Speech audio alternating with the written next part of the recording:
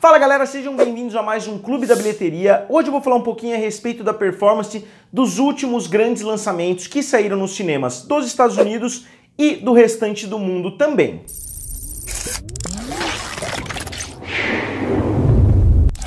E galera, como sempre, se vocês ainda não são inscritos aqui no canal Triplo F, não deixem de se inscrever, que eu vejo que muitas pessoas que assistem os vídeos ainda não são inscritas. Então, se vocês não se inscreveram, não deixem de se inscrever e acionar o sininho aqui para receberem todas as notificações.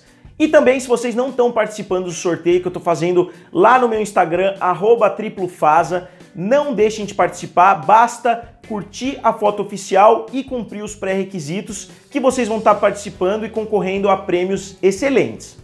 Como Treinar o Seu Dragão 3 finalmente chegou aos cinemas norte-americanos na semana passada, depois de algum tempo dele ter estreado no Brasil. Eu, inclusive, já fiz minha crítica a respeito do filme, eu acho que há cerca de um mês, e finalmente o filme chegou em território americano. E o filme tem feito bastante barulho por lá e está conseguindo ficar um pouquinho à frente dos seus antecessores. No período de 10 dias, o filme está chegando a 100 milhões de dólares, enquanto seus antecessores ficaram na faixa de 97 milhões no mesmo período. Mas eu acho que vai ser difícil manter a dianteira, considerando que na semana que vem tem grandes lançamentos para chegar nos cinemas, principalmente Capitã Marvel, que é o novo filme, obviamente, do Marvel Studios. E ao redor do mundo, o filme já chega a 380 milhões de dólares, que é um bom resultado, mas que ainda está bem distante dos 620 milhões que o segundo filme fez. Então pode ser que o filme ultrapasse os seus antecessores, mas vai ser uma tarefa difícil, considerando que ele tem que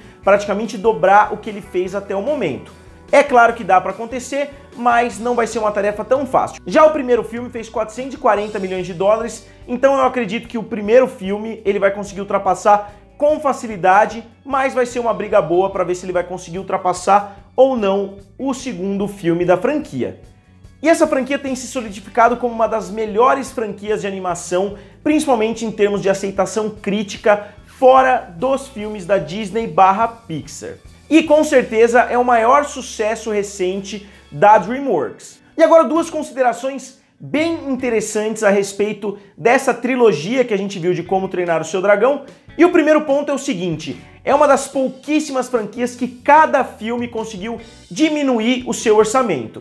O primeiro filme custou cerca de 170 milhões, foi um filme muito caro. O segundo filme custou cerca de 150 milhões e agora o último filme custou cerca de 130 milhões. Então é uma tarefa muito difícil em Hollywood que um filme tenha o orçamento um pouquinho mais baixo do que o seu antecessor. O que a gente vê normalmente é que depois de renegociações de contrato e etc., os filmes consigam um orçamento um pouquinho maior justamente para pagar esse aumento nas contas. Mas nesse caso a gente viu o caminho contrário acontecendo.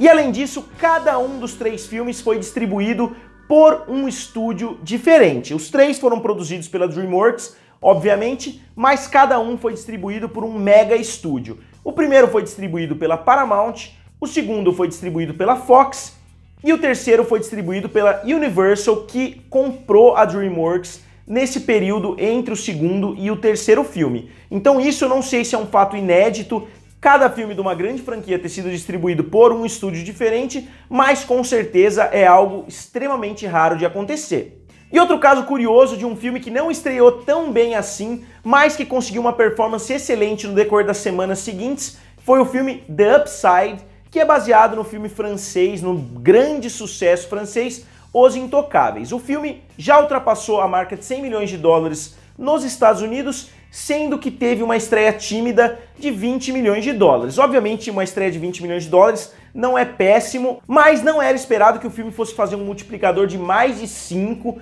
ou seja, com uma estreia de 20 milhões, ele conseguiu bater a marca de 100 milhões de dólares. Isso é um número excelente e mostra que o público realmente está gostando de assistir o filme. As quedas de semana após semana foram extremamente baixas para esse filme, o que mostra que o público realmente abraçou essa história e que muitas pessoas talvez ainda não tivessem visto o original francês. E já ao redor do mundo, o filme não conseguiu fazer praticamente nada fora dos Estados Unidos, e eu não sei se foi falta do interesse do público internacional ou falta de capacidade de distribuição da empresa que é a STX, que é um estúdio novo aí que surgiu, então não sei se eles não têm os braços necessários para distribuir o filme mundialmente ou se eles não tiveram interesse realmente em distribuir, porque eles fizeram análise de mercado e viram que o público do restante do mundo já conhecia o filme francês, então talvez não exista tanto interesse em exportar esse filme para o restante do mundo. E outro filme que eu quero citar aqui rapidamente para vocês é o filme Alita. Mais um desses filmes que tem a história contada em território chinês. E o filme, em somente 2 semanas de estreia na China, já chegou a 113 milhões de dólares por lá, sendo que ele está com somente 73 milhões de dólares em território americano. E o filme que muitas pessoas já tinham anunciado como um dos grandes fracassos, como um dos grandes flops do ano, porque o filme custou absurdos 170 milhões de dólares de produção, mais marketing, mais distribuição, ou seja, o filme precisaria no mínimo de 450 a 500 milhões de dólares para se pagar e talvez dar um pouquinho de lucro para o estúdio, mas com a China esse filme já chegou a 350 milhões de dólares, então com mais alguns territórios, com uma performance positiva na China, que provavelmente vai continuar trazendo mais dinheiro, esse filme tem sim grandes chances de ser lucrativo e talvez trazer uma sequência novamente dirigida pelo Robert Rodrigues. E agora citando outro caso de enorme sucesso em território chinês e talvez o filme mais importante lançado esse ano é o filme The Wandering Earth, que é um filme que trata de um roteiro de ficção científica, que é algo que a gente não costuma ver tanto em outros países, a não ser nos Estados Unidos. A gente já viu muitos filmes desse tipo nos Estados Unidos, mas agora a China está investindo também nesses filmes diferentes. E o filme, para vocês terem uma ideia, está chegando a 700 milhões de dólares somente em território chinês. Então o filme está sendo um enorme sucesso por lá, e eu digo que é um dos filmes mais importantes para a indústria, lançados em 2019, porque o filme mostra que a China pode sim replicar o sucesso de filmes em gêneros que eles não estão tão acostumados a fazer filmes assim. Eu já vi alguns críticos que assistiram esse filme e que gostaram bastante. Eu pretendo assistir The Wandering Earth e eu não vou abordar muito a fundo assim a bilheteria do filme porque ele vai continuar fazendo mais dinheiro e eu pretendo abordar ele mais a fundo no futuro. E para fechar o Clube da Bilheteria de hoje, eu queria falar a respeito de Green Book, que está se tornando um dos ganhadores do Oscar de maior sucesso nas bilheterias e principalmente em território chinês. O filme estreou com 17 milhões de dólares, que foi uma estreia excelente por lá, que foi um resultado muito bom para esse tipo de filme. E é interessante porque a China, na verdade, era um dos investidores nesse filme Green Book, porque a Alibaba Pictures, que para quem não sabe é o braço de entretenimento da Alibaba, que é uma das maiores empresas do mundo hoje, investiu também nesse filme Green Book, e na verdade essa história foi vista como uma grande vitória para a China, que um filme que contou com dinheiro chinês ganhou o Oscar de melhor filme. E a gente vê que isso acabou também tendo uma relevância muito grande para o público chinês, que acabou indo em peso para os cinemas. 17 milhões, obviamente, não é uma estreia enorme de nível Vingadores, Jurassic World e etc.